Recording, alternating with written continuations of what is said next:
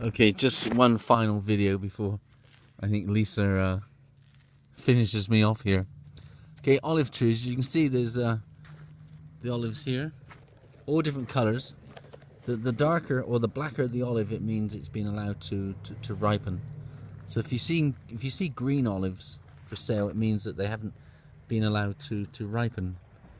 Like this one. Anyway, and yeah, so when I was in Greece, I was climbing, trees without a ladder, I should say, and I had a stick about 3 or 4 foot, well, maybe 3 foot long, and just, beat the branches, and the olives would come hurtling down and end up on nets. The nets were actually placed on the ground. There appears to be some nets over there, but they're actually on that kind of device thing.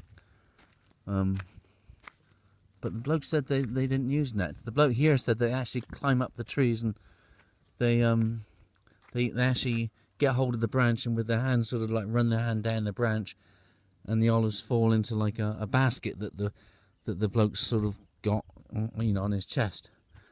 But this appears to be some sort of net thing. So anyway, yeah, see, look at that. There's a hole there. I guess the trunk of the tree slots into there, and so maybe they do something else for these. There's a hole here. Oh, that's probably what it is. Maybe here. So all this would be filled with olives. There's probably a bag put under this hole, right? The bag that fits into this hole. So then they scoop the olives into the bag. I mean, I'm guessing, right? And then they'll take it over to the little thing over there and empty the bag out into the machine, and off you go, sort of thing. You didn't actually mention that to us. But anyway, and then I also worked on there's various machines that do different things inside the processing factories, and I operated one of the machines that kind of presses the olives after it's all been turned into some sort of mush. It would be spread out onto this long conveyor belt type thing, and it was kind of pressing it down, and it would, the oil would then come out and get ready to be bottled. That was doing fine. In fact, Lisa's going to freak out now because she doesn't know this, but she can hear this. That was doing fine until we got raided by the police one day. and we all got collared and went off to the police station, and we were there for a few hours. In fact, the police car wouldn't start. It was a manual or stick shift, so three or four of us had to push it, and while the driver was like jumping the clutch in order to get the car started to drive us to the police station. Anyway, there you go. Life goes on. There's a bit more to it than that, but that's kind of the gist of it. If I ever write a book, I'll be in there sometime.